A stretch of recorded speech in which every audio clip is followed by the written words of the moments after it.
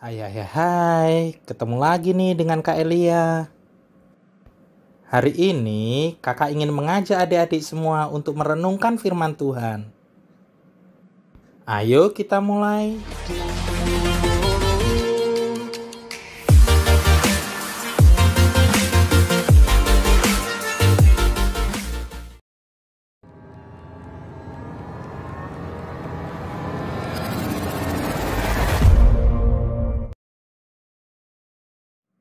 Shalom adik-adik semuanya.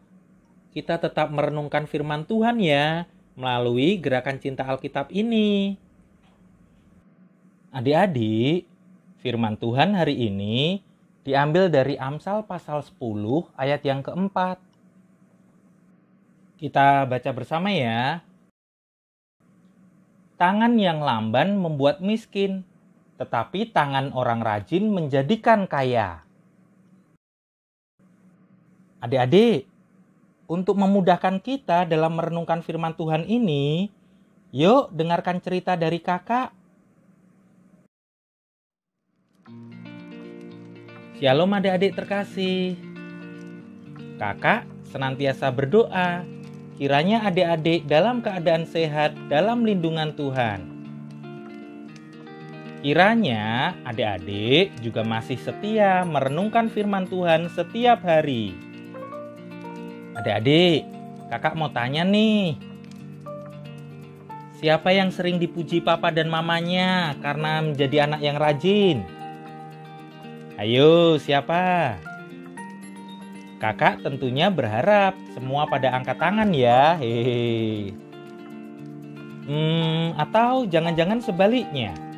Siapa dari antara adik-adik yang sering dimarahi papa atau mama karena adik-adik masih suka malas-malasan? Angkat tangan deh.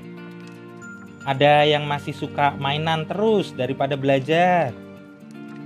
Atau ada yang selalu menunda-nunda pekerjaan padahal sudah diingatkan mama atau papa untuk segera mengerjakannya?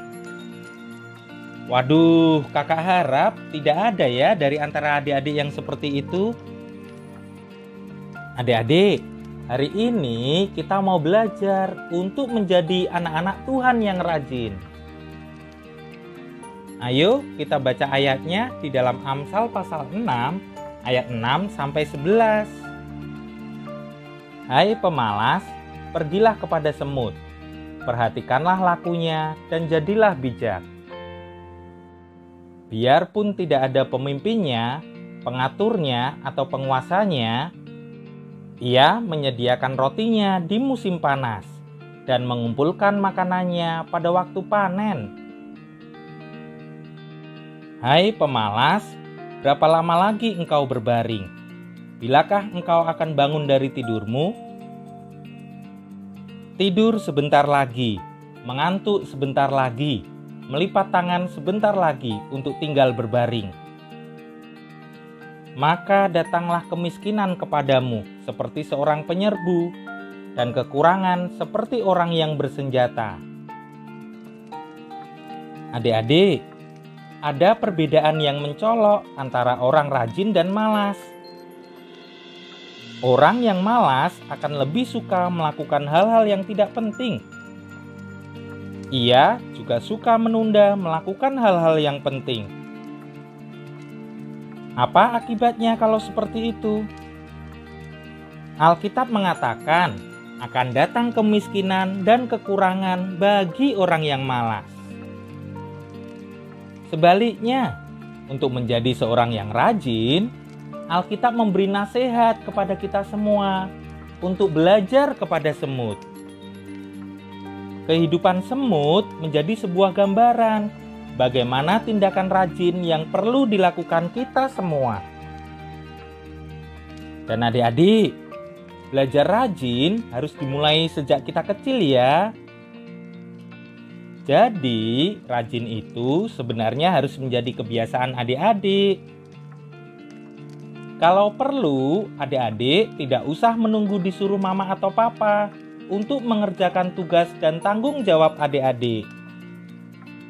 Adik-adik harus tahu bahwa rajin melakukan tugas adik-adik itu sama artinya adik-adik membawa kebaikan untuk adik-adik sendiri. Lihatlah si semut. Mereka tidak pernah kelaparan dan kekurangan, sebab mereka rajin mengumpulkan makanan tanpa ada yang menyuruh mereka. Jadi, ayo mulai sekarang kita belajar dan membiasakan diri untuk menjadi anak-anak yang rajin. Rajin berdoa, rajin baca renungan, rajin belajar, rajin membantu orang tua, dan rajin mengerjakan setiap hal-hal yang menjadi tugas dan tanggung jawab adik-adik. Tuhan pasti akan memberkati orang yang rajin. Semangat ya adik-adik. Adik-adik, ayo kita berdoa. Tuhan Yesus, aku mau belajar untuk membiasakan diri menjadi anak yang rajin. Mulai dari saat ini, tolonglah mampukan aku Tuhan. Amin.